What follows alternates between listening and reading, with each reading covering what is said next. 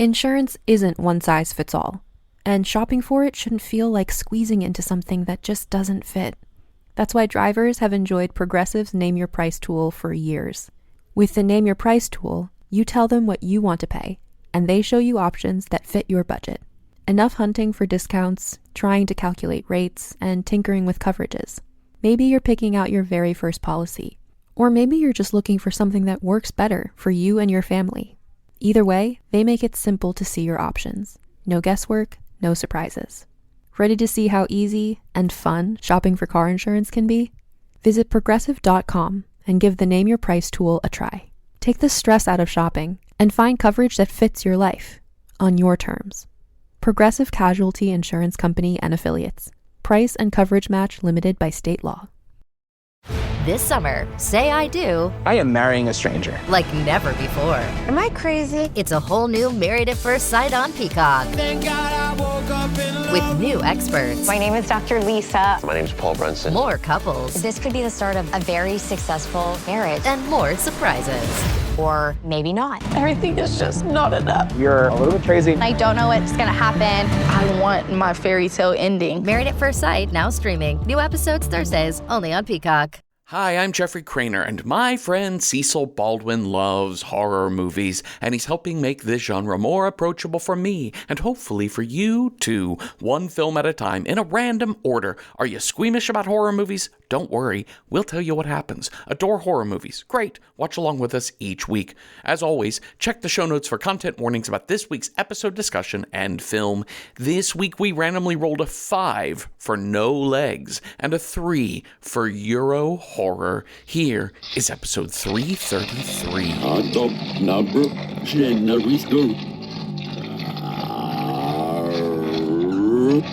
Podcast number 9.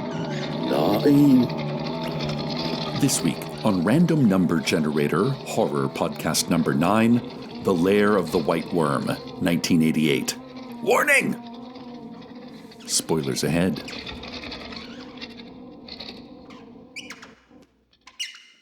My roommate in college had a snake, a red-tailed boa named Sophie. She wasn't full-grown, only about 24, 28 inches, very sweet kid. I hadn't been around snakes before Sophie, but I enjoyed her quite a bit. The big issue was that every week or two, I forget the exact schedule, we had to feed her a mouse. My roommate kept a separate little terrarium with mice in it, and we'd pull one of those poor things out and throw it in the snake pen. And honestly, the feedings are probably the only reason I never got a snake for myself. It was just a lot of work and sort of depressing, even though I know that's cycle of life sort of thing. But I did take to Sophie really quickly. Snakes have sweet little faces. They got that like built-in smile along their jawline, that zippy little tongue, smelling it all up, and the way they snuggle, you know? So when I would study in the dorm, I would take Sophie out and put her over my shoulders while I read, and she did this thing where she wrapped the end of her tail around her own neck and then just hung around my neck like a living necklace. Well, one day I forgot she was there, and I wore her out across campus all the way to the dining hall, where I was greeted by a terrified staff member who sent me back home. Anyway, snakes are cute, which I can say living in a state with very few venomous snakes. But to be sure, there are still in this world rattlesnakes, cobras, coral snakes are quite dangerous, and of course, cottonmouths or water moccasins, depending on where you're from. There's also the Dampton worm, which is a giant snake. Whatever it is, I am not messing with that feeding routine. Hi, Cecil. Hi, Jeffrey. What is your favorite no-legged creature? My favorite, like my personal favorite no-legged creature. Okay, what has no legs? Snakes. I'm cool with snakes. Yeah. Snakes are pretty cool.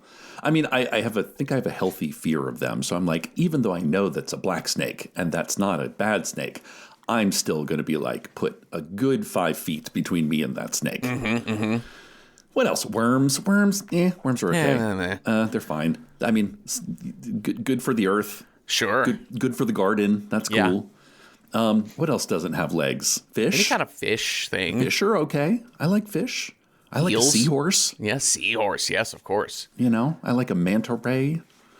Oh, kind of weird, the weird smiley angel, flat angels of the sea. Yes. I love ocean creatures are wild because they're so space alien looking. They're so crazy. I remember when I was living in New York, me and my boyfriend at the time, he worked a day job and I worked a night job. And so we had one day off a week that we could be together. And that was Sunday mornings. And oftentimes I was very tired and hungover from doing too much light until the wee hours of the morning. Mm-hmm. So we'd get up in the morning, have coffee, and generally I would be there on the couch, but kind of dozing in and out of sleep. And we would always, for whatever reason, put on Planet Earth. Okay. In the background of these Sunday mornings.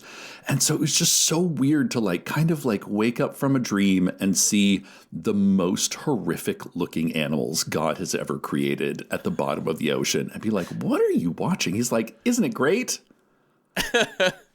This fish has never seen the light of day. It's the same as when the dinosaurs roamed the earth. I'm like, yeah, it looks like it. Oh, yeah. All of the blobby fish with the cataract eyes or little. Yeah. I mean, I do like a jellyfish. I mean, I don't want to interact with a jellyfish, but they're awful pretty to look at. They are. And I would say spooky. Those are tentacles, not legs. I don't know. Sure. They're fingers. Yeah. I mean, I think I already stated mine. I love snakes. I think snakes are so fucking cool, and they're just they're deeply. I mean, yeah, they're deeply sensual. Yeah. We use them to express sensuality in film and stories, and even the Garden of Eden narrative. Sure. That the snake represents sin, and the snake represents sexuality, and penises. Oh yeah, I mean, I really love snakes. Whenever I see one, I think it's a good omen because they're the rebirth creature. Yeah, because phoenixes don't exist. Let's be honest here. No, but snakes, they do the ability to shed their skin and kind of become new and shiny and not reinvent themselves, but kind of reboot. Yeah, of course. Snake 2.0. Well, I'm not sure if this movie has a ton of snakes in it, and it's playing with the snake, and ultimately the Dampton worm of this movie, Verm of this movie is pretty much a snake, not a worm at all. It's a dragon worm, dragon worm snake. Yeah. So yeah, it's really interesting. This movie is very sensual and very sexual because it's dealing with pagan gods versus Christianity or whatever, and the pagan people love penises and they love fucking. Yeah, they love it. They do. They love a virgin sacrifice ritual. That's what I know about pagans. I actually was having this thought while watching this movie. I've seen this movie a bunch. You know, if you're a listener to this podcast, you know that I love a Ken Russell joint. I really do. I'm sure there are Ken Russell movies that I haven't seen that I'm waiting to watch just to so I don't see his entire canon, but there's very few of them that I haven't seen. But when I was watching this movie this time around, why virgins? Why a virgin sacrifice? Why does that, why does Eve have to be a virgin? It's that such snake a good is going to question. eat her regardless. Yeah. Yeah, it doesn't seem like the snake really cares or knows. No. Yeah, it's very, very strange. I found the virgin thing very, very odd, especially because I don't know how old this actress is in the movie, Catherine Oxenberg, when this movie was made. But she's 27 years old when this movie is done, right? Yeah. So there's just something very odd, culturally speaking, in our 20th century world of 1988 that you're 27-year-old virgin. Just seems that's not in a cult or in a not convent. A cult, in a convent. Yeah, that's what I meant to say. Cult convent, sure. Yeah, same. Yeah. I do I think the end of Cabin in the Woods has a great listen, we take what we can get these days kind of attitude towards it. Yes. It's more virgin is a state of mind Yes. We want someone that is, like, the purity is not the issue. It's like, we want someone that is good. Right. And we've just been conflating good with abstaining from sex for so long. We're still like, virgin sacrifice. When in fact, we just want, like, a goody two-shoes. Yeah, we want innocence, basically. It's almost like child is kind of what you're looking for. All right, well, this star-studded film. Love it. We're going to meet pretty quickly Peter Capaldi as Angus Flint. That hair, man. That crown of hair. Yeah. Those curly Scottish locks. It's fun watching him play kind of... I mean, he's a little bit tough in this movie, but like also very nerdy. Yeah. Oh, yeah, for sure. I mean, what was the British TV show in which he's like the political advisor, like the foul-mouthed political advisor? Oh, was it the show or was it a movie? It was Maybe it was a movie. But then it kind of influenced, and then the same filmmaker went on to make Veep. But that's how I first met Peter Capaldi, as like the man who could cuss better than anybody. Right. It's In the Loop. That's it. Yes, In the Loop. God, I need to go back and rewatch that movie. Yeah, he's great. It's lovely to see him, and he is playing basically a doctorate student, master's student in archaeology, and he is staying at Mercy Farm Bed and Breakfast, run by basically these two sisters, Mary and Eve, and their mother Dorothy. No loaded naming of characters there at all. How so? I'm just kidding. It's Mary and Eve, and then the most stereotypical Scottish character name of Angus. Angus. Well, he's digging in their garden or in their yard and finds a skull, a long skull.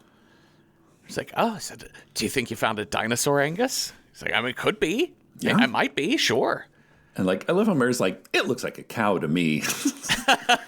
And everybody's like, what? What kind of cows do you have around here in Shropshire or wherever the fuck we are? But the other thing that he notes is he's having a tough time parsing this because he also finds these like coins. Yeah. And I forget Cassius Clay or whatever the name of the emperor on them. Emperor Cassius Clay? Yeah. Emperor Bigus Dickus. From like 286 CE or whatever. And so...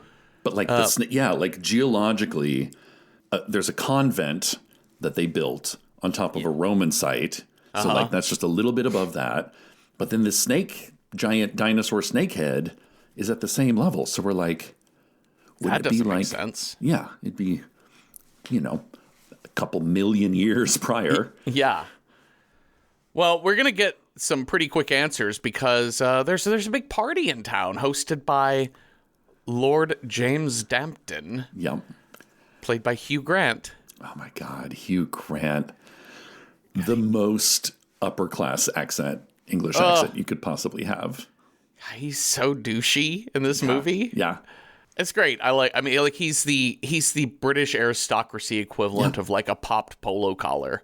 Like he literally owns everything. And it's also like with his perfect hair and his posh accent, and he's like nose upturned at everything. I mean, he's not distant from people. No, but he's entitled. He's entitled. That's the word. Like with an actual title. Well, and he's got so much money that he can do the giant fish monster puppet party and hire the Dropkick Murphys to come in and sing.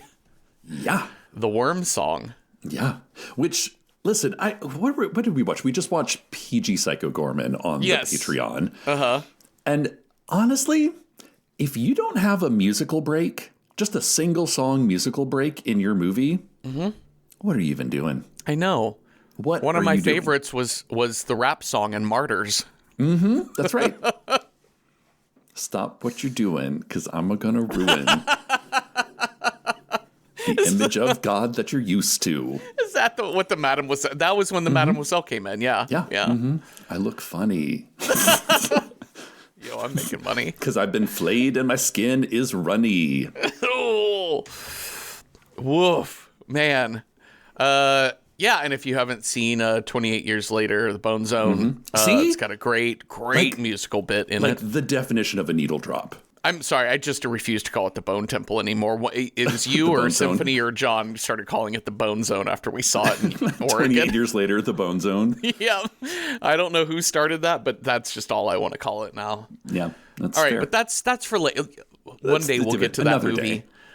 But in this case, we're gonna see the big ritual of like some kind of like annual tradition for It's the local great. lore of this worm.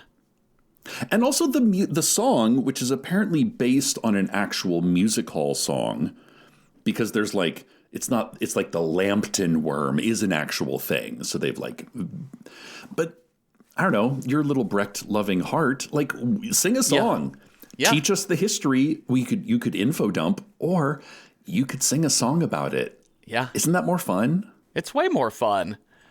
Yeah, there's this. There's the lore of the Dampton worm here in town, and Lord James, Hugh Grant's character, his father was John Dampton, or grandfather. How does this work? Yeah, again? it's like great grandfather killed a worm, killed killed a the worm. dragon, Yeah. big white dragon. Yeah, and James kind of gives us the, like, it's actually not worm. It's taken from Vim, which is more of a dragon or a snake than a worm. And then all the while, Angus is eating this, what looks to be like beet pasta. Can we talk about this spread? I mean, I love that this is Lord Dampton, James Dampton's first year as Lord. And you get the impression he's like, you know, Mom and Dad used to throw this party and it was very traditional. Like it was kind of like, you know, May Day festival kind of thing. Much more that. And then he's like, electric rock music. And then they put out this spread of like octopus tentacles and like green, like this is straight up like middle school Halloween carnival spread. Yes. But with money. Well, Angus is wolfing whatever this is down, and James says, I see you're enjoying the pickled earthworms in aspic. Those aren't earthworms. He's joking. So Angus and Mary slip away from the party, and, you know, they're cute on each other, all kissy in the but moonlight. like kind of new, you know, Yeah. they're just, they're little, you know, it's just the early stages of romance. Yeah, just, you know, we're just figuring it out. Oh, we also learn Mary, so we didn't meet Dorothy. All we know is her parents. I forget husband or the father's name, but Mary says both of her parents up and vanished in the bog. Like they went toward the bog and then no one saw them again. Like a year, this was like a year ago. Yeah. They disappeared. And so their friendship with James is solid because James was very kind to Mary and Eve, helping them after they were orphaned, basically. It's funny, like, she says orphaned, and then later when we have, like, Eve as the virgin, you have a couple of, like, mid to late 20-something actresses, and they never say their ages, and it makes sense that they're the age they are. But, like, phrases like virgin and orphaned really imply, like, teenagers? Yeah, like when you're 25, technically it still applies, but you're like, you're kind of an adult. Yeah, you're not orphaned per se, only maybe in the letter of the law. Yeah. I don't know. Also, Mary's had a really rough year because her boyfriend died in a biking accident. I know. Crazy. I mean, we get the sense throughout that there have been a few deaths or disappearances in town, and some of them might be as straightforward as maybe her boyfriend really did just have an accident on a bike and die. But as they're kissing, Angus and Mary, this car approaches, and it's this kind of like classic roadster sports car. Oh my God, I love it. Driving with its lights off toward Temple House. It looks like a snake. Yeah. And they're a little alarmed by this. Yeah. This is the home of Lady Sylvia, but she's never there this time of year. She hibernates in the winter. Yeah. Yeah. So Mary calls the police. Local. I mean, it's a small town, so she gets Ernie, who is just like him and the other guy who we only hear over the phone are the two cops. That other guy, by the way, is Ken Russell.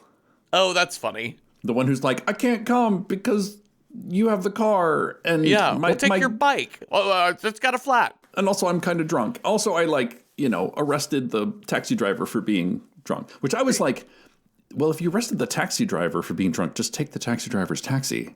Yeah. But okay. Ernie goes to check out what's happening. Oh, no, I'm sorry. It's not that they call him. I'm sorry. They get home and he is at their B&B when Mary and Angus get there. Yes. That's what it is. I'm so sorry. Because he found a clue. Because he found her dad's pocket watch in Stone Rig Cavern. Yeah. Up in the forest, up in the hills. It's very, very interesting. Like a clue. Yeah. Don't know where your dad is, but maybe something about the Stone Rig Cavern. But they're like, we've searched that a billion times. Like, why would it just appear a year later out of nowhere? But she does tell him about the car they saw, and he's like, I'll go over to the Temple House and take a look. Well, while he's there, he gets stung by something. Yes. No, but snakes bite. That's Bees right. Sting. Lady Sylvia Marsh. Let's talk about Lady Sylvia. Please. Specifically, let's talk about her outfits. Incredible.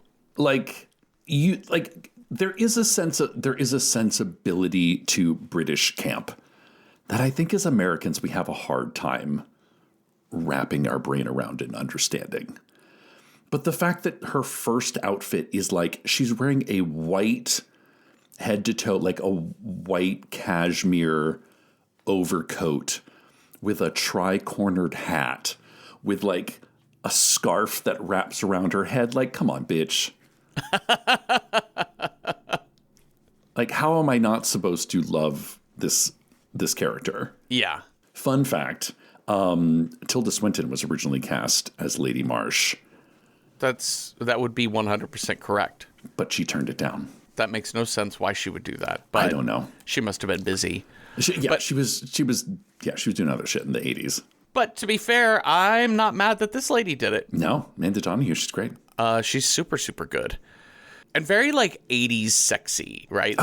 There's just something about, early 80s pinup girl type of vibe to her. She's not Arnold Palmer, the Simply Irresistible backup dancer. Yeah, it's something kind of of that 1930s German expressionist era of women with dark red lipstick, dark red nails, Pixie big white bowl. teeth. Yeah. Slicked back short hair. Liza with a Z. Yeah, so she takes Ernie in. I was going to comment that I haven't seen a ton of Ken Russell movies. Mm-hmm. But the ones that I have glimpsed are pretty, he revels in the bizarre. Yeah. And he revels in the concept of man's relationship to folklore. Yeah. Man's relationship to mysticism. Yeah. And also, but they're also kind of, they also have felt kind of deadly serious, and the humor is very dry and very harsh. And this movie's a little wacky. Yeah. He's being a lot more directly comic in this movie, because the juxtaposition of this classic bumbling cop and just everything about him just seems kind of goobery in Ernie. And then you see this stunning woman who's wearing this gorgeous but out of place in time outfit. And she kind of gives him the lecture of well, if it was a snake, you would not have been stung. You would have been bitten. Mm-hmm. And she says, come on in, I'll treat it. And the very next shot is her sucking venom out of his ankle. Yes. Which she just swallows. So good. And the shot very much is of an angle that could have also been done for an oral sex scene in a porn. Of course. Porn, yeah. Yeah, but she uses this opportunity to be so what's going on? Who called me in? You got to tell me. That's kind of weird that people reported me to the police. He's well, I just thought you were being burgled. I was just worried. You're usually not here this time of year. So anyway, so Lady Sylvia kind of gets a little bit of the lay of the land. There's we're doing a search party for Joe Trent, who Mary is Trent, Mary's father because we found his pocket watch. And so some shit's going down with the Trent family. So Lady Sylvia the next day decides, let me pay them a visit. Yeah, because she knows that they're going to be out looking around the cave. So she's like, I'm going to poke around. Yeah. And what does she find but the cow snake skull? Yes. I love this shot of her coming in. So the skull is on a little table right in front of the, like in the foreground. Yeah. And the way the angle is shot, it's so huge in the frame. Like it almost is like funhouse mirror effect, but with, I don't think any lens effects. It's just the way it's framed. So the way she walks toward it, it reminds me of those like optical illusion rooms where it, where it looks like somebody is way looks taller. very small in the background and then gets like, So yeah, she not only takes the skull, Cecil, but on her way out, she sees a crucifix, and she has to hiss slime at it. Yep. She just hawks up a loogie all over our Lord and Savior. Oh. And this is the first time we see that she is supernatural. Yes. Oh, because her teeth get real fucking fangy. I think, like, technically, she would be a Lamia. Oh, remind me of what that is. Like, it's a snake woman that kind of operates as a vampire. And Lamias have, are kind of like worldwide. Like, a lot of different cultures have this idea of snake with a woman's head, woman who can turn into snake. But they all kind of operate as vampires pretty much. There's a bit of mind control. There's a bit of seduction, a bit of a succubus kind of thing.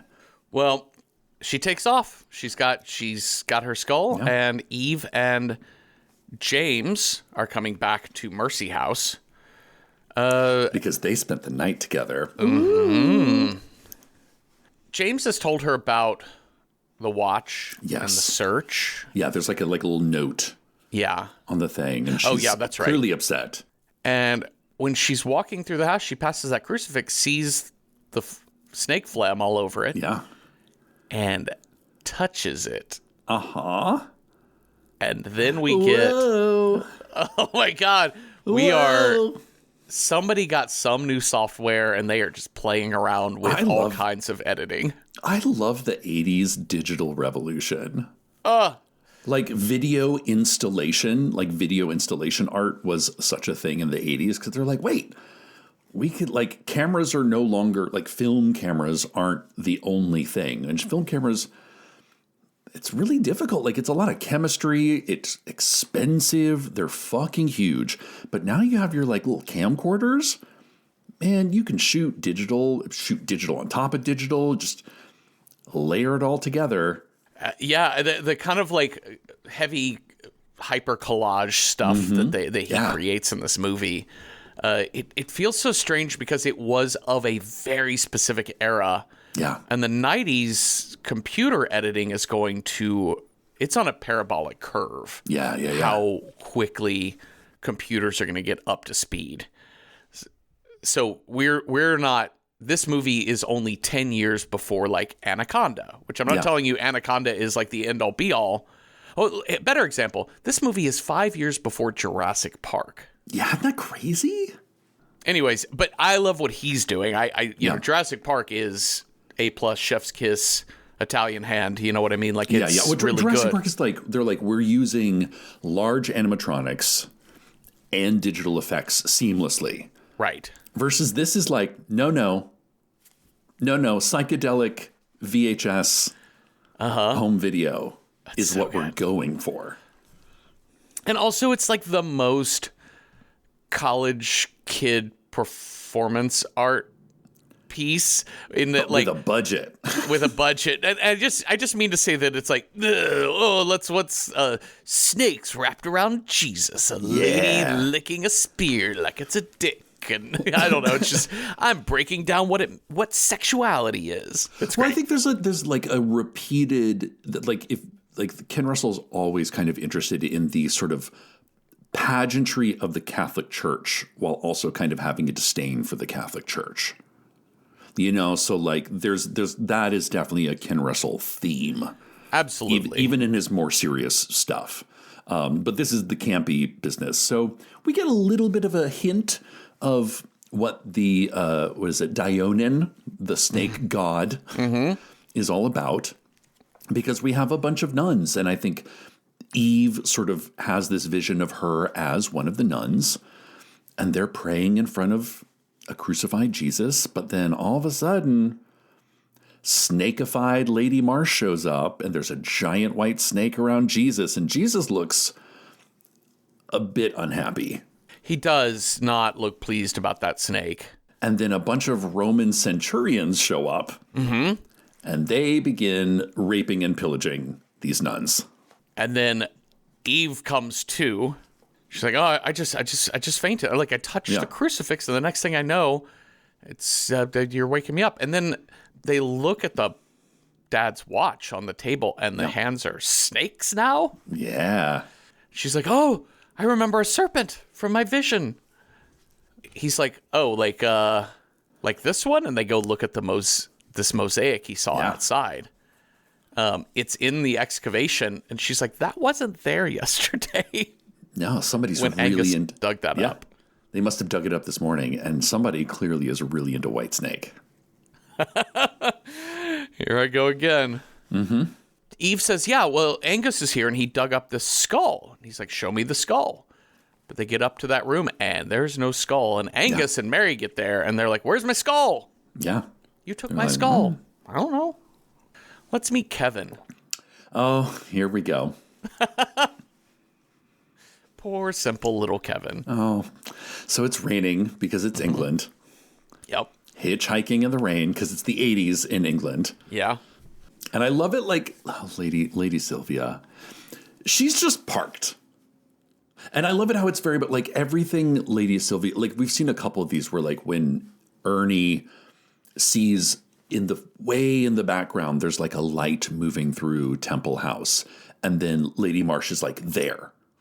Same thing with this, in that it's like the camera pans over. We actually see Lord James's car kind of drive off. He does not pick up a hitchhiker. We see this poor kid, and then it kind of the camera pans back, and there's just a car there out of nowhere. But she's got her little binoculars, and he's like, "What are you doing?" She's like, "I'm snake watching." Is that a thing? Do you need binoculars for that? That's a very strange pastime, but it sounds fun. Sure, why not? Yeah. I don't know if I'd be looking like in the rain, but maybe, I don't know, maybe. I like that so we use the phrase sometimes in this show about characters who don't realize they're in a horror movie. Yeah. Kevin doesn't realize he's in a porno. No, he doesn't. Because sexy lady is like, "Where are you going?" I'm just I'm backpacking England, and I'm heading to the youth go to my hostel, and she's like showing him stockings, being like, "Oh, late for dinner at the youth hostel." But they're not expecting you, right? Right? You've got some time. Come on over to my place. We'll dry you off, rub you down. Sure. I don't know what you mean by any of that, but like just like a shower. He's simple Kevin. Everyone's so virginal in this part of England, I know. Cecil. But the thing is, like, this actor is like a teenager. Oh, okay. You know, like the casting of this actor is like, it makes it slightly even more like actually uncomfortable because this kid is like 15, 16. God. You know, like like actually like on the verge of adolescence manhood kind of thing, which makes it weird and awesome. Yeah. Versus sort of Eve, which is much more like, we need some TNA in this movie. Right. So, like, throw up this 27-year-old virgin. She brings Kevin back to her place, and they play Snakes and Ladders. That's like an actual thing. Yeah, like that's an actual game. That's like, I think that's what they call it in England. Like, Shoots and Ladders in America. We know shoots and Snakes and Ladders in England. I do love that her board has a custom giant white snake on it. I love that too. I also love that she's just playing that game in her bra. Oh, like the thigh high patent leather boots. Like she is Boots the house down. So she's going to go put on some music and do a little sexy snake dance for him. But Well, also, like, he's got a harmonica. Right? Yeah. He's just like, he's so just like, he wishes for the hobo era. He should have been in America in 1930s. Yeah. He's like a little Boy Scout. He is. And he starts playing the harmonica. And she's like, I'm not super into that kind of music. It kind of freaks me out. Well, it's like the first time we see the most in control vamp, kind of like she can't help herself but do her sexy snake dance. And she's like, I hate it. I don't like losing control. Which is going to set up like the snake charmer music stuff later. Mm-hmm. Which is also kind of a factual. There's nothing to that. I like the phrase "enough of that, Kevin," which I'm just going to add to my repertoire. Enough of that, Kevin. I think you find your Tinder profile like enough of that, Kevin. It's just what I'm going to say in traffic. I have to have these little phrases to people in traffic, like "Oh, way to go, Julie!" Like when somebody actually like makes the light. Yeah. Or "You never loved me" when they don't make the light. Yeah. Enough of that, Kevin. So she takes him to a bath for you, and then dinner, and then an experience of a lifetime. Oh, like she's so seductive and sexual, and she's gonna go bite his dick. Yeah, in the bath. She does, and basically completely paralyzes him. Yeah, which is at this point she finally tells him, "You have appalling BO." And halitosis. Okay, I meant to look this up and I forgot, but I think halitosis was a word invented by Listerine. Oh, really? To make people think that they have really bad breath? Yeah. That it's like... it was putting a word on bad breath. Okay. It could have also been a thing where, it might have been a medical term. Yeah. But they're the ones who popularized it in, the early 20th century in marketing that. And in the 80s, I remember as a kid, you probably do too, Listerine really was halitosis. Yeah. Because everybody was, chain smoking and drinking coffee and, having 3 martinis for lunch and shit. Yeah. You're like, I don't know. Maybe put a layer of salad or a bread down there. And you won't have the acid reflux. A fruit or two. Yeah. Maybe a banana. Vegetable. Yeah. But there's a knock at the door. So she's like, fuck. Because she was, okay, so we kind of get Lady Marsh's MO here. She needs a virgin. She's going to sacrifice a virgin to her snake god whilst living, which she has to do once a year. But because she kind of gets interrupted, she just sort of pushes him under the water. And she's like, he's going to eat you anyway. Yeah. It does. If you're dead, listen, as long as I find one living virgin a year, cool. The rest is just gravy. And she even tells him this is actually pretty good for you. You got the better end of the deal to just die right now. Okay, so... But it's James. Yeah. Is James a pilot? I don't... he's in the RAF or something? Okay, that's it. Okay. He walks around he's oh, do you have a shift at United this afternoon? What's happening? No, he's being shipped off to the Falkland Islands here any day now. Okay, great. Tell me about what was going on in the Falkland Islands in the 80s, Cecil. Go. What? Whose side do you take? I mean, the British did make a good point that this tiny little island halfway across the world is totally theirs, even though it's nowhere near them. And they were only using it to study penguins and shit. Finders keepers. Yeah, totally. I'm sure there's no other complexity to that topic. No, you'll have at it not. in the chat. No, I don't think so. Mm-mm. So it's James, and he says, I hear you're having trouble with a snake. Is that what she's... Yeah, he says that to her? Yes, because he's talked to Ernie. That's right. And Ernie's like, I got bit by a snake. And he's like, well, that's weird. Let's go check out Lady Sylvia Marsh. And I do love that this I had to look up online. he says, well, I would have called, but you're not in the book. Which implies she's not in, she's a lady. She's not in the yellow pages, but is actually kind of a play on words because the character Lady Sylvia Marsh is not in the Bram Stoker book. Oh, okay. She's a character invented for the film, so she's not in the book. That's funny. That's right? very funny. I like that. Yeah. Camp. I love this scene with her because she is all over the road. Oh, yeah. Oh, my God, Jeffrey. Because she starts sobbing. They play Snakes and Ladders. She invites him in, and she's like, do you want a drink? She's like, well, looks like you've got 2 snifters of brandy here, and you're playing Snakes. She's like, I was playing with myself.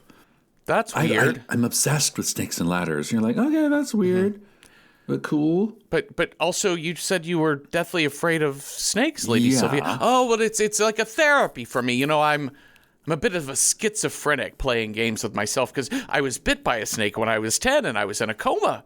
And then she starts sobbing. And then she just picks up the Snakes and Ladders and just burns it. And then goes, Rosebud. What? I'm sorry, what? The scene is This is a hilarious. What I don't like is the sort of Lady Sylvia Marsh, Lord James seduction kiss. Yeah. Like, I get it because we're going to set up this sort of like he's waffling between good Eve and bad Sylvia. Yeah. But it kind of doesn't really come into play plot-wise. No, he never really gets drawn into her web, I guess, to mix metaphors of Spider-Woman and Snake Woman. Web. But yeah, her snake web. Yeah, we don't really see that battle for him. Well, we see it in dream form, which is the best form of all. It truly is. Yeah, that night, James goes back to his manor. Jeffrey. And he sees the, painting of Stonerig Cavern. Yeah, the sort of medieval knight killing a worm. Yeah, slicing off the head of the worm snake Virm. But in his dreams, he is in the painting. Mm-hmm. And the painting is just the cavern. Yeah. And he's dressed like a Frontier Airlines pilot. Yeah. Uh-huh. And he steps inside the cave. And inside that cave is a Concorde. Yeah. And he climbs up a ladder. See the Snakes and Ladders. Yeah. And Lady Sylvia Marsh, she's dressed like a flight attendant, adjusting her little garter belt. Oh, my God. And Eve and Mary are both there as flight attendants. Joe and Dorothy Trent are there as passengers on the plane, strapped to their chairs and catatonic. Yes. We never find Joe, do we, in the movie? No, we don't. No. We do find Dorothy, but I think it's interesting, this kind of like symbolism of Dorothy stays strapped to her chair, whereas Joe, at one point in this dream, gets up and walks out.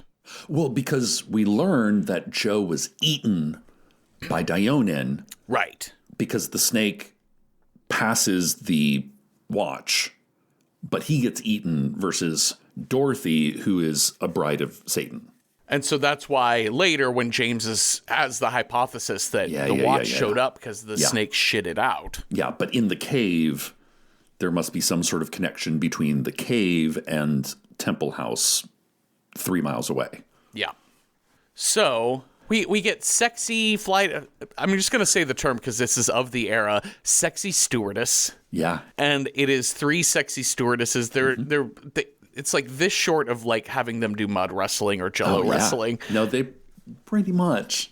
They're such short skirts with these big garter belts and it's hilarious. It's more the fact that Lord James is like doing a connect the dots like he found in the back of his Highlights magazine.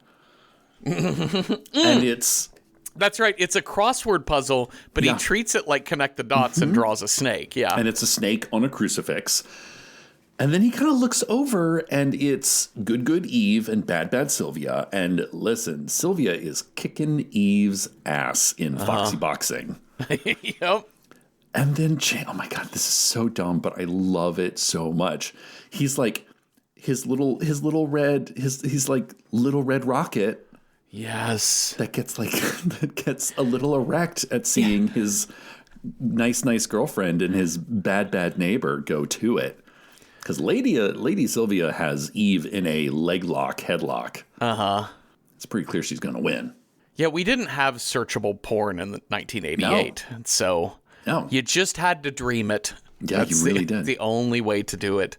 Then they kind of disappear. Mary is doing her, this exit, that exit. She's kind of neutral. She's not really involved in all this. No. But then like a leg comes out from behind a wall, and then an identical leg comes out from behind the other side, and he has to choose which of these identical sexual fantasies do you pick. And he has this kind of vision of Eve's crucifix ring. Sure, like, she's religious. Like, and I think Mary even said, like, she's very religious and very shy, not in a churchy kind of way, but in a spiritual kind of way. And so he's like, oh, this is my girlfriend. This is the way out. He chose wisely. Mm-hmm. The penitent men may pass through this Concorde filled with sexy stewardesses. Mm-hmm. Starting or growing your own business can be intimidating and lonely at times. Your to-do list may feel endless with new tasks, and lists can easily begin to overrun your life. So finding the right tool that not only helps you out, but simplifies everything as a built-in business partner can be a game changer. For millions of businesses, that tool is Shopify. Shopify is the commerce platform behind millions of businesses around the world and 10% of all e-commerce in the US. From household names like Gymshark, Rare Beauty, and Heinz, to brands just getting started. Shopify has hundreds of ready-to-use templates that can help you build a beautiful online store that matches your brand's style. And you can tackle all the important tasks in one place, from inventory to payments to analytics and more. No need to save multiple websites or try to figure out what platform is hosting the tool that you need. And if people haven't heard about your brand, you can get the word out like you have a marketing team behind you, with easy-to-run email and social media campaigns to reach customers wherever they're scrolling or strolling. Start your business today with the industry's best business partner, Shopify, and start hearing. Sign up for your $1 per month trial today at shopify.com/realm. Go to shopify.com/realm. That's shopify.com/realm. Determined to make the rest of summer the best of summer? LL Bean has clothing and gear designed to do it all. Like sun-washed apparel that feels broken in from the start, rainwear for every surprise rainstorm, hand-sewn boat shoes, and of course, the iconic boat and tote, made right here in Maine to carry all your summer essentials since 1944. LL Bean. Be an outsider. Visit llbean.com to learn more. So he gets woken up abruptly by Peters, the butler. You want to talk about somebody doing the most. Peters, oh my God. You can tell that this man has been in every production in the West End since the 1940s. Sure. And he is he has that kind of like, oh, this man is a living legend in British stage. Yeah. And film. So he's been given 6 lines in this entire movie, and he is going to chew the scenery up with them. And you know what? Respect. Do it to it. Let's make this happen. And he does. He makes it happen beautifully and hilariously. Well, the thing is, he gets the morning... James gets the morning paper and sees that there's a news article that says, the search for missing people has been called off. Nothing's happened, particularly Joe and Dorothy Trent.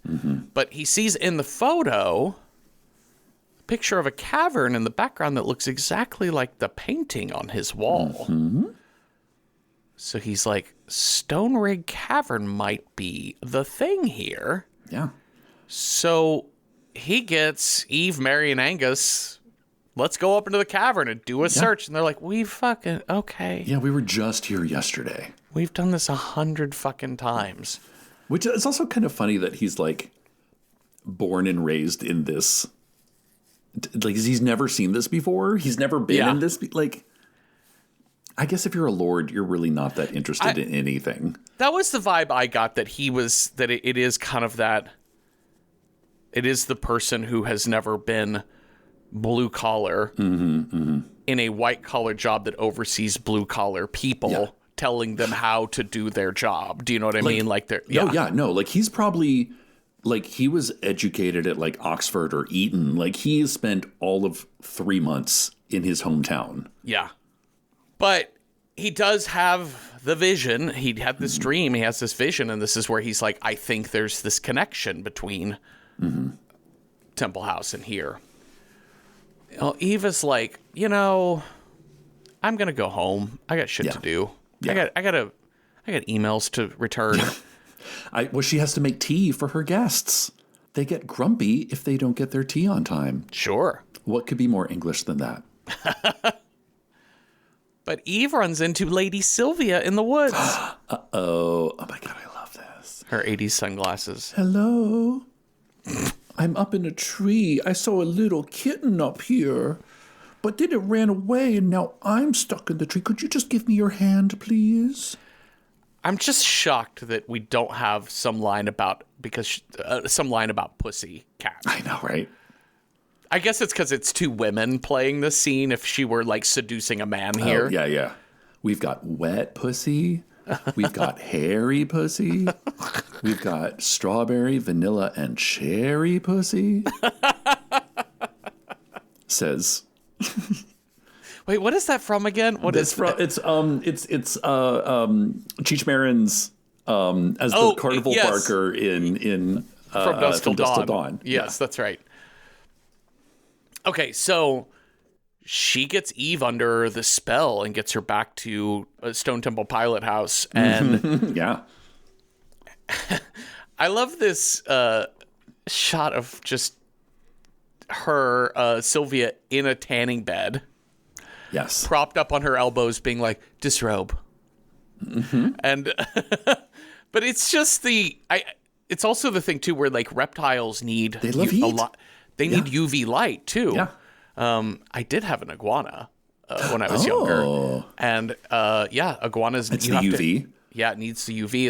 Unless you can get it near a lot of sunlight, you do have to buy UV lights for it. So I like this notion that I got to have the UV light because it's like March in England. Yeah. So we're not quite there yet.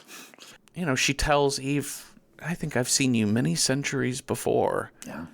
And also, I'm gonna check your undercarriage, and it looks like you are set to go. Mm-hmm. And she also has a giant pointy phallus. Yes, that is her birthright. That's her fidget spinner. That's it. So here's what you're gonna do. Because you told everyone you were going back to the B&B. Mm-hmm. Can't have that. Can't have them looking for you here. So what you're gonna do? They're probably worried about you. Call your sister. Tell her you are getting on a train to London. You need a few days of peace and quiet. London, perfect for peace and quiet. Yeah. Famously laid back little town. Famously chill. And you got to get away. It's just been too stressful for you. And make it sound convincing. And Eve snaps out of it because I think... She starts the call. She's like, I'm going to London for a few days. Wait, does she have a vision? I can't remember what snaps her out. I think she sees her ring. That's it. Yep. And it connects. The power of Christ compels her. Yeah. And it connects it to the visions that she had for touching the cross slime and all that. But it's enough to like give her sister Mary like that kind of, I don't know, all the screaming. That doesn't sound like her. Yeah, she's like, oh, no, they're actually she's going to feed me to Dionin. Huh, that's a weird thing to say. Is that the new TTYN? It is. It's these Gen Xers. Yeah. Gen Xers. Gen Xers, yeah. Mm-hmm. Almost Gen Zers. But the Gen Z in 1988 was wild. You think the Gen Z now? Yeah. It's crazy. Mary calls... This is such a goofy comedy bit. I know, right? She's like, I know Ray up at the station, but you can, without hearing him, she's like, hi, Ray. I'm sorry, Roy. Yes. Oh, of course I do remember. Yeah, of course. That's why I was calling you. Yeah. Yeah, you stayed at the B&B last summer. I mean, Easter. Right. Roy. Yeah, I'd love to sometime. That sounds very nice. Listen, Roy. But I love it. I don't know. It's very indicative of kind of village life.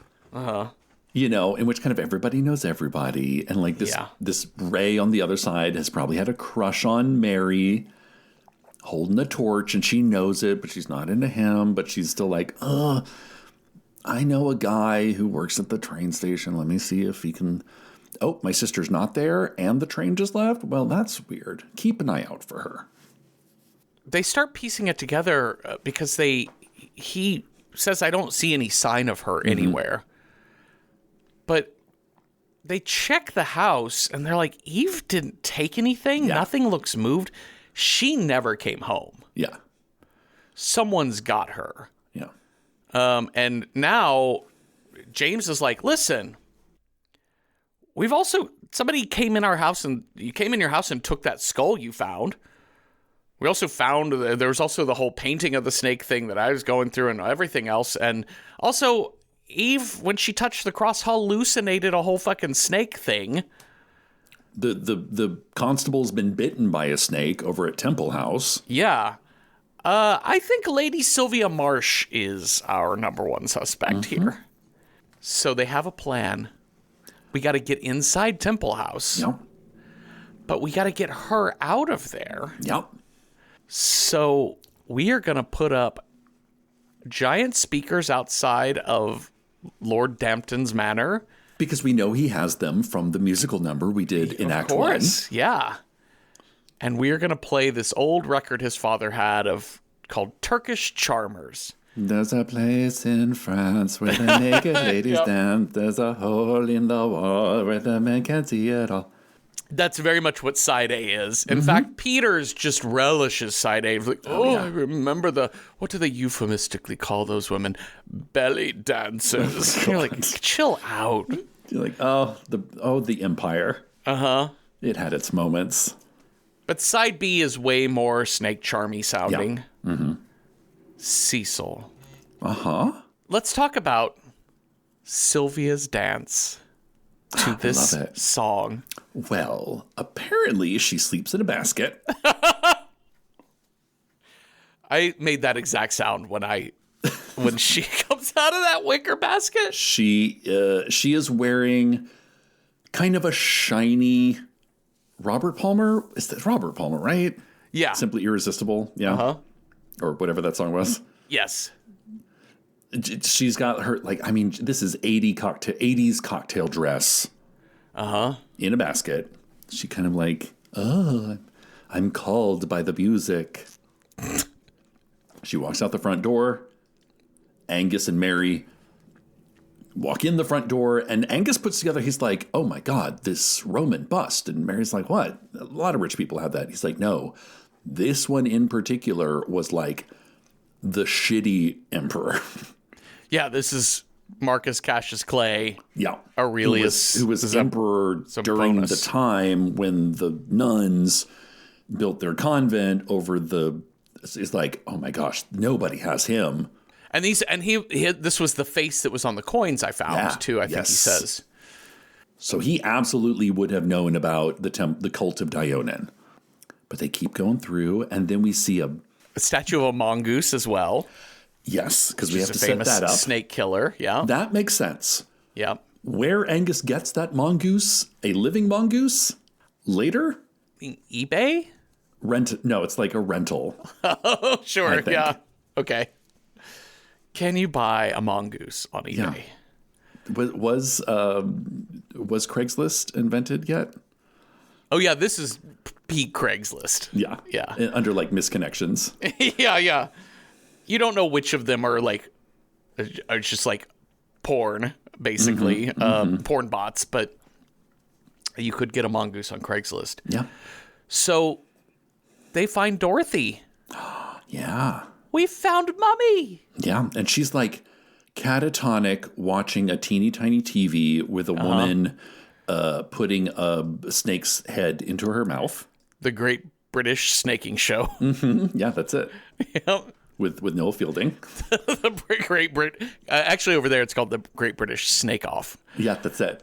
Yeah, this is a wild video to be watching. It's very it looks like a Whitesnake video. It looks like a 80s hair metal music video of a lady sucking off a snake, sucking a snake's head. It's ugh. But Mummy is not at home. No, Mummy is Snake Mummy now. Yeah, Snake Mummy. Big fangs. And she bites into Mary. Yeah. Which causes Mary to have instant, same kind of, visions that Eve had of, the Roman soldiers. Nuns being impaled this time. Oh, yeah, and Lady Sylvia, sucking her, bloody spike spear thing that she keeps. But Angus quickly sucks the venom out of her. Yes. But he spits into a little brandy snifter. Uh-huh. Which is the appropriate thing to do. And you don't want to swallow the venom unless you are. I don't think so. Lady Unless you're like a lamia. And then unless you're a lamia, then you want to swallow. Num, num, num. Back at James's manor, they've told him what they've called to say, here's what's happened. And he's all right. Sylvia's on her way. Look out. But then the power cuts out while he's trying to call the police. And then here comes Dorothy. Yeah. Poor, was it Peters? He gets his neck snapped. Well, before we find that out, Dorothy comes flying in slow-mo at... This is so Evil Dead 2. It's so funny. It's so Evil Dead. The kind of leap through the air. And also that he grabs a sword because he's in his library that has old armor everywhere, and there's an active sharpened sword on one of these a long sword suits of armor. Yeah.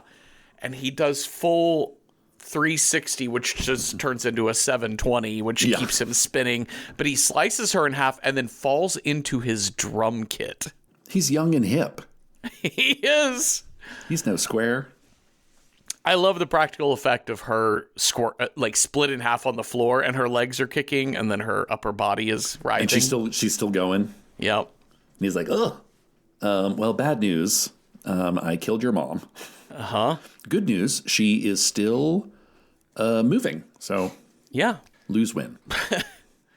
Peters is dead in the hall, and also the music stopped not because the power went out or just but the record was taken off the turntable. And at this point, everybody's thinking where is Lady Sylvia? Because we expected Lady Sylvia to come through being drawn to the music. No, she is hiding. She is lurking. Mm-hmm.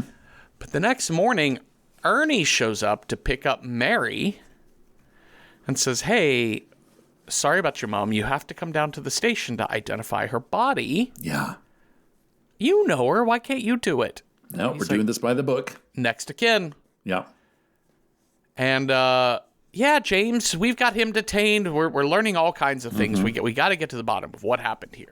But we're going to stop at Temple House and pick up Lady Sylvia on the way. Sure. Yeah, why not? When they get to Lady Sylvia's, Mary finally notices the bite mark on his arm, which is not where he got bit earlier. I know, right? Yeah. So maybe under her spell. Well, yeah, I guess she went off. That's what she did the night before. So previously, the bite on his leg because she sucked the poison out, he was fine. Might have actually been a snake. Yeah, because she clearly didn't bite him in the first part, and then so now she's actually put a real mark on him. So that's when Mary takes off, and she gets cornered, kind of in the.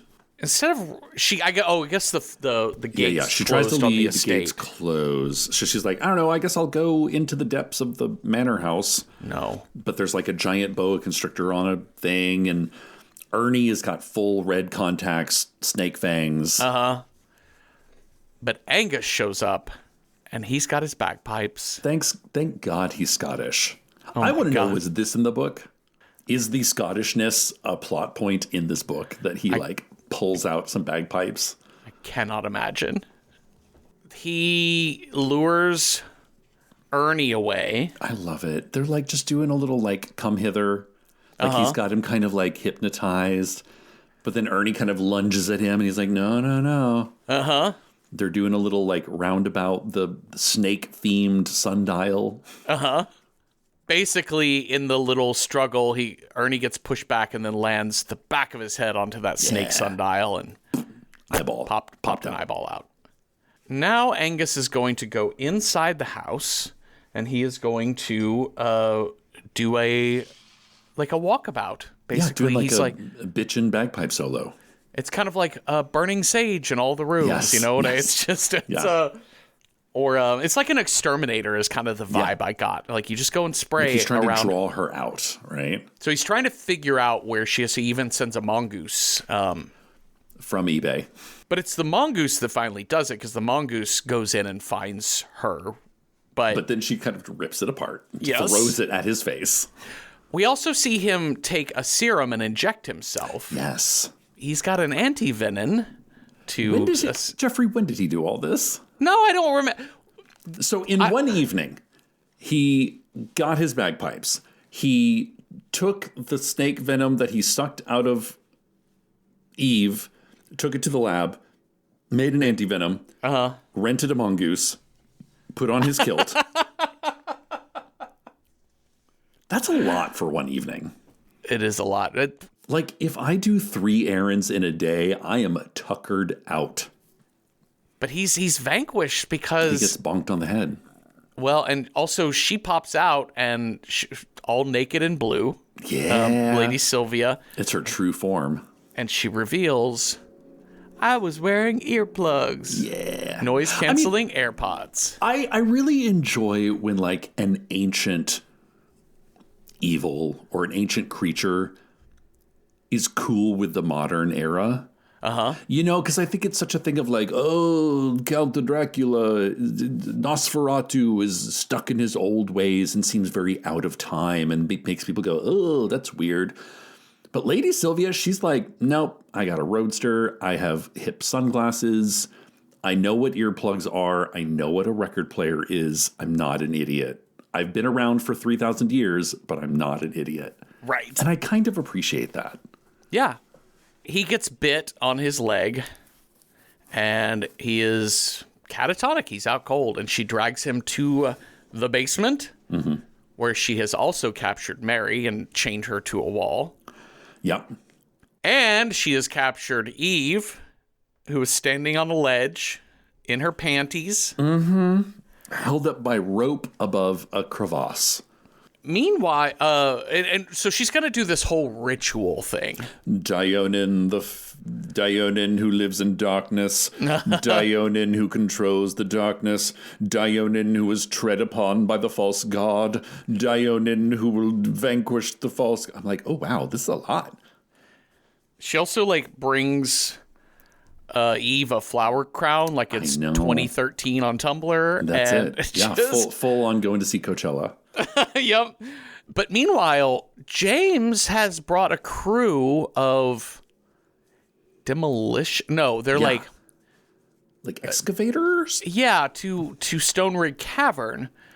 And we see kind of through the shot that Eve can like hear them through the snake pit. Yeah. So there is a connection deep within of that 3-mile stretch between those two places. And they're carrying an atom bomb. Basically, yeah. I'm not sure what the excavators did, if anything. I think they're going to take that bomb. They're going to throw it into a pit. Probably near where the pocket watch was found, knowing that will smoke out on the other end the snake. Okay, so they are the ones that caused the snake to come early. It wasn't clear to me, but that makes sense. Because also, like, simultaneously, Lady Sylvia is summoning the snake, so why do we need to smoke it out? I don't know. I guess it's there to serve as, like, it throws her off her... It throws Sylvia off her game, because she's like, oh, shit, the snake is already here, so... Nope, no time for ceremony. Yeah, we got to get right to ritual. Yeah. She's, gets Sylvia all prepped, and she starts, like, cutting the rope that's holding her hands up. But Angus gets a second wind. Go, Peter Capaldi, go. And he runs up there and he pushes Sylvia. But Sylvia grabs Eve's foot before falling. And her grip is so strong, he has to cut her hand off. Oh, dear. And Sylvia gets et by that worm. And by this point, the snake is like right at the surface, right? Yeah. Yeah. Which apparently this snake was made with a Volkswagen Beetle. And that's what the like...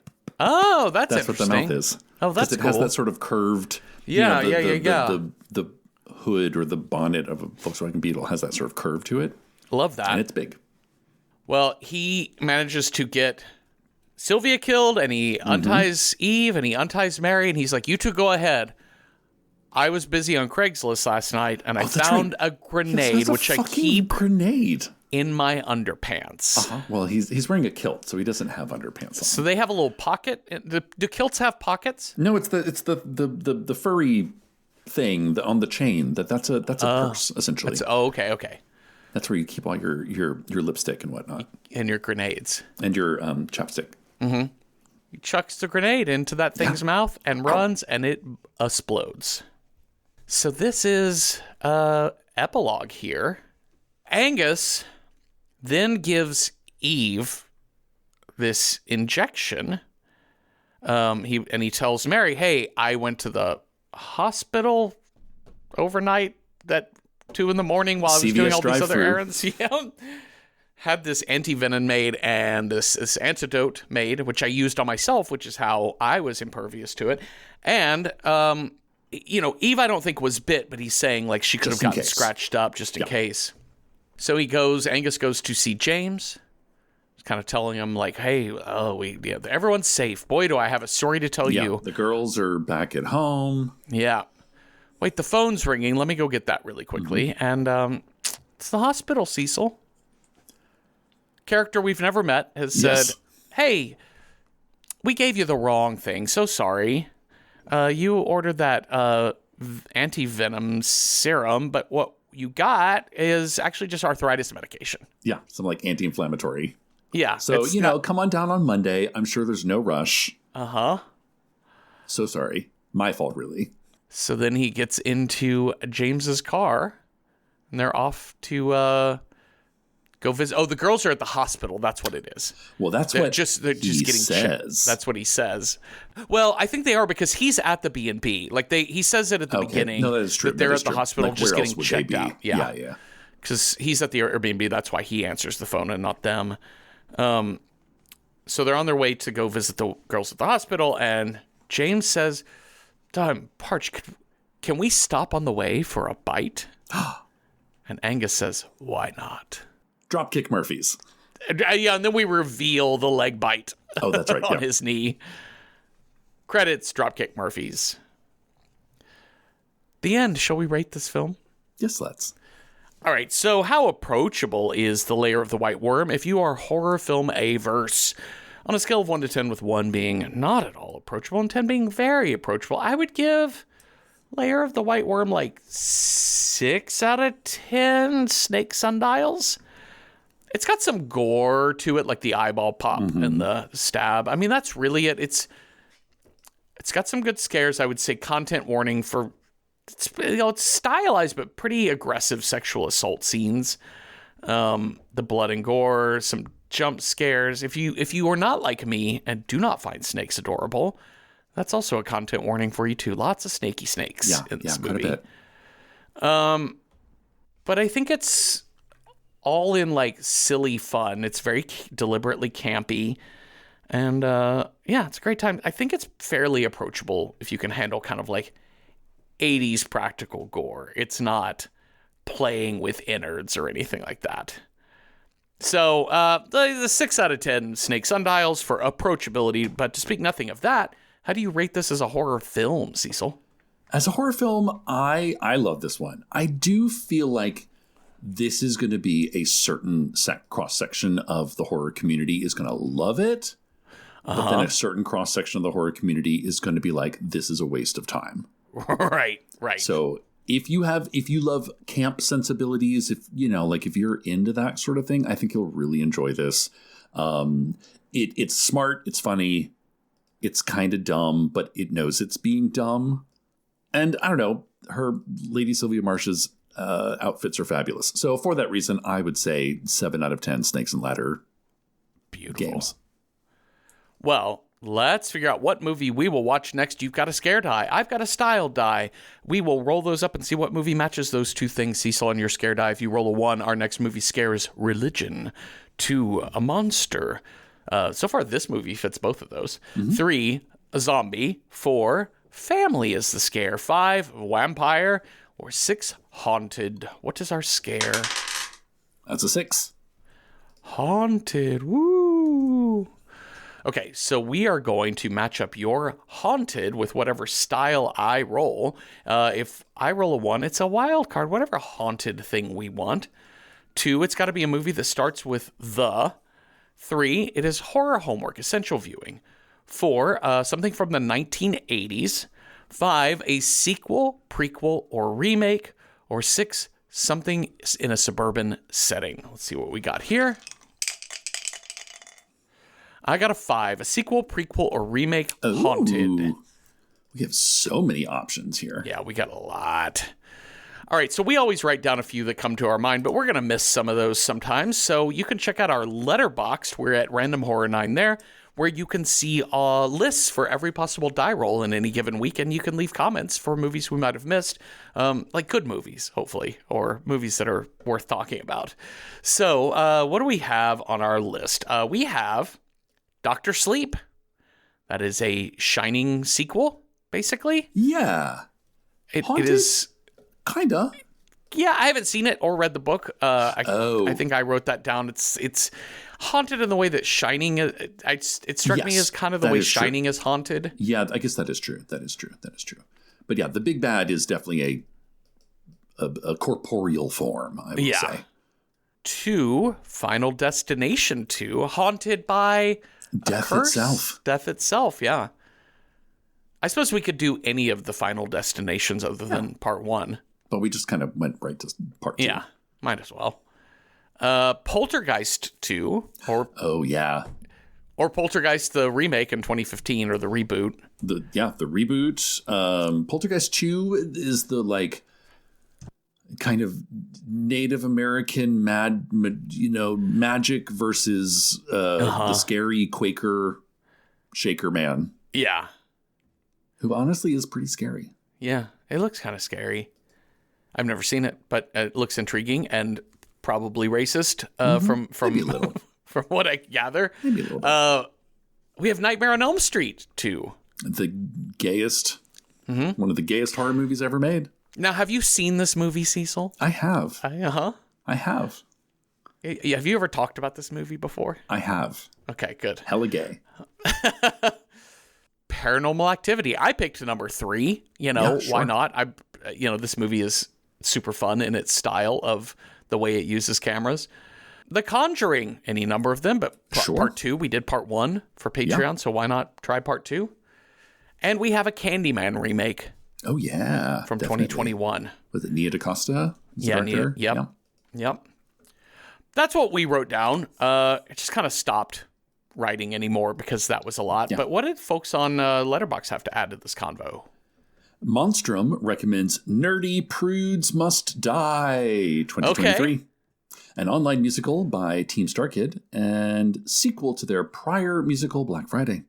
After a prank goes wrong, kills the school bully, things are looking up for a group of nerdy kids, but one by one they begin falling prey to the vengeful spirit of their former tormentor and must turn to secrets buried in town to survive. Can be watched for free on the Team Star Kids YouTube channel. Okay.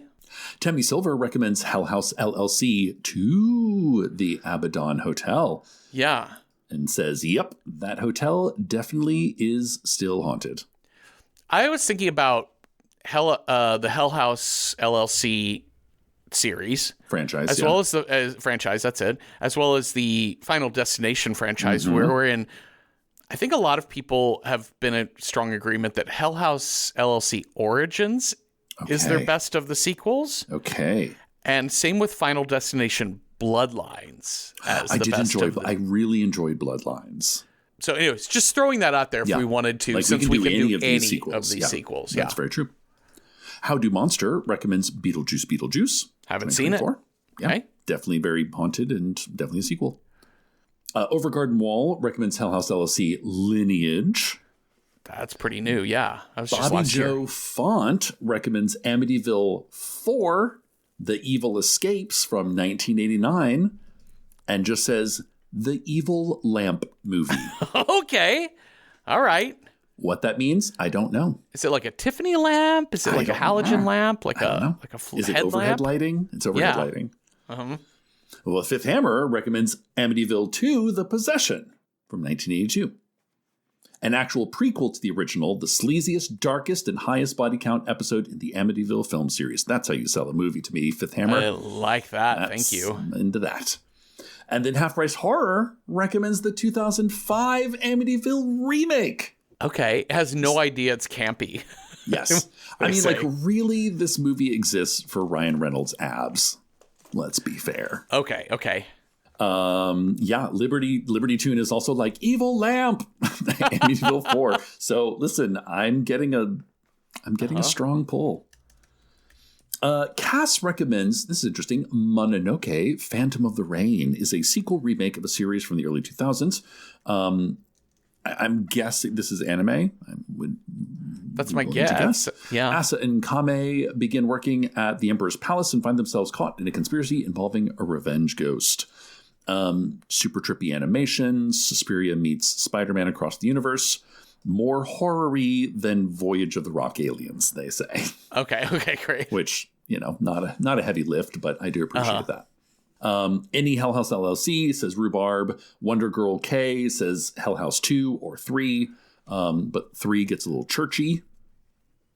Yokai New recommends 13 Ghosts from 2001. A remake of 13 Ghosts 1960. Did we watch this for Patreon? We did we did 13 Ghosts this for is Patreon. The Rubik's Cube of Ghosts. Yes. I think we did that one. Only $5 to join. That's true. Flannery Jane is very adamant about Dr. Sleep. As is Citizeness Kane. Andy Mater recommends The House on Haunted Hill, 1999. We've not watched this one, which is the sort of Jeffrey Combs, Jeffrey Rush, Femke Janssen remake. Violet Spider, also Dr. Sleep, and Elm Street 2. And Farce Majeure recommends House 2, The Second Story. A yuppie couple moves into the house where the man's parents were murdered when he was a baby, and the house contains a crystal skull that awakens in the haunting spirits, including a protective cowboy ghost, great-grandfather. The story has them time traveling to ancient Aztec temples, adopting a baby pterodactyl, and confronting the man who killed our protagonist's parents to try and steal the time-bending crystal skull. Batshit movie. Sounds like it. Okay, so I think Dr. Sleep might be our most kind of on its own type of it sounds like one of the better produced of a lot of these movies. I agree.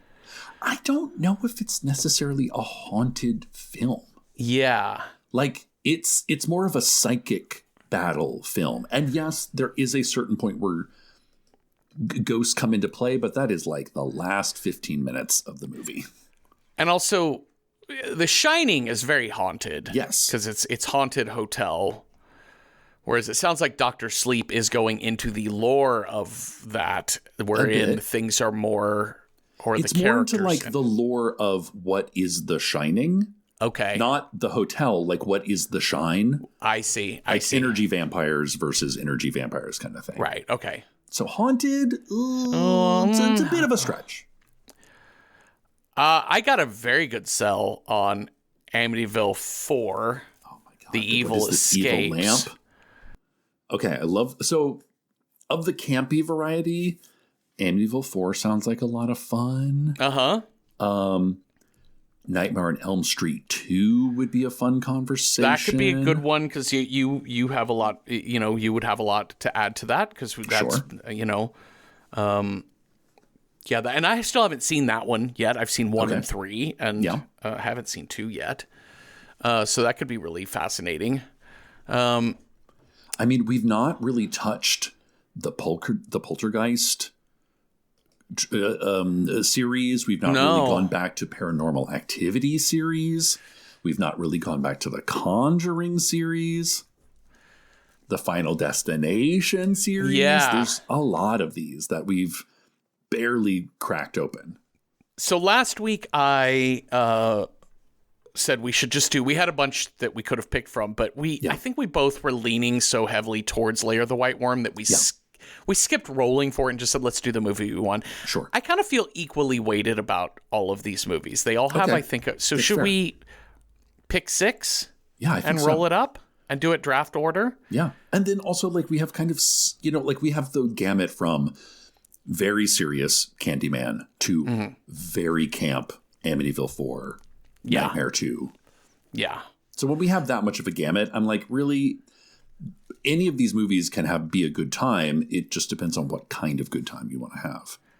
Would you rather pick last in the draft order or roll? I think it's my turn to roll. Okay, so I think. Sure. So you pick first. Okay.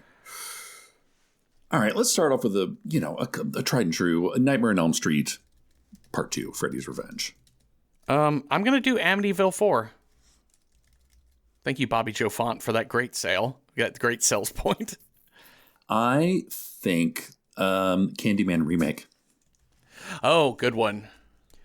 Let us do... I'm going to override Tammy Silver and Over a Garden Wall, who picked 2 different Hell House LLCs, but I'm going to say Hell House LLC Origins. Okay. The Carmichael Manor. Ooh. Okay, and for my final pick, Paranormal Activity 3. I'm going to do...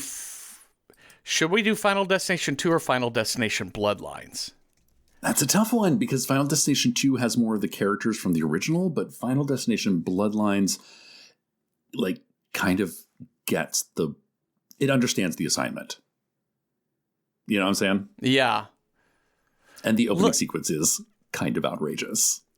Okay, I'm gonna go against I'm gonna go against what we probably should do, which is pick the universally agreed upon better film, and I'm gonna do Final Destination 2. I'm gonna pick the older film just to go back into the earlier stuff, because I think we're more likely to get to Bloodlines at some point in the show.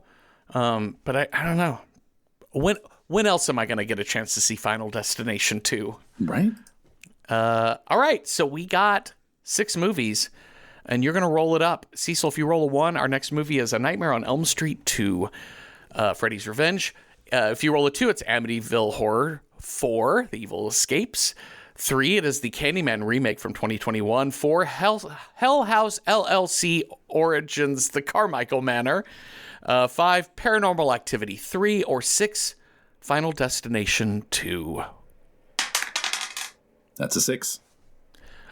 Well, hey guys, we're going to do Final Destination 2. Why the fuck not? I've never seen any of these, and I'm really curious. By death itself.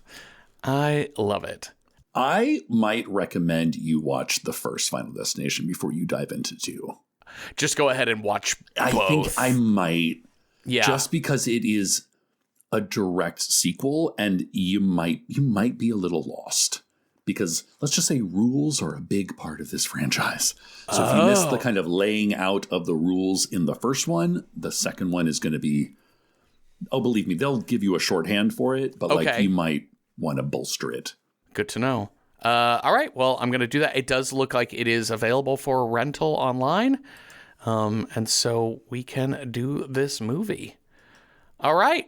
Well, we did it. Thank you all for listening. Thanks, Cecil, for talking with me. If y'all have thoughts on The Lair of the White Worm or ideas for other movies that would have been good, haunted meets sequel, prequel, or remake, let us know on Blue Sky, Instagram, or Patreon. We're at Random Horror 9 in all of those places. And the Patreon, we have a public discussion thread for every episode, and you don't have to be a paying member to participate in those. So watch Final Destination 2 with us this week, and come on back next Tuesday for a new episode. Have a restful night with no one slicing your snake mom in half for nothing. Boo. Boo. Right. Random Number Generator Horror Podcast number 9 is hosted by me, Jeffrey Craner, and Cecil Baldwin. Find more of our work on the podcast Welcome to Night Vale. This show is produced by Night Vale Presents. It is edited by me with music by Cecil and logo by David Baldwin. See original artwork for each episode by David on Instagram. Join us for live streams on Patreon. Watch our recording sessions on YouTube. Chat with us on Blue Sky and contribute to our movie selection process on Letterboxd. We're in all of those places at Random Horror 9. Today's scary story. There are 2 worms inside of you. One is a giant serpentine monster, and the other is just the dance itself.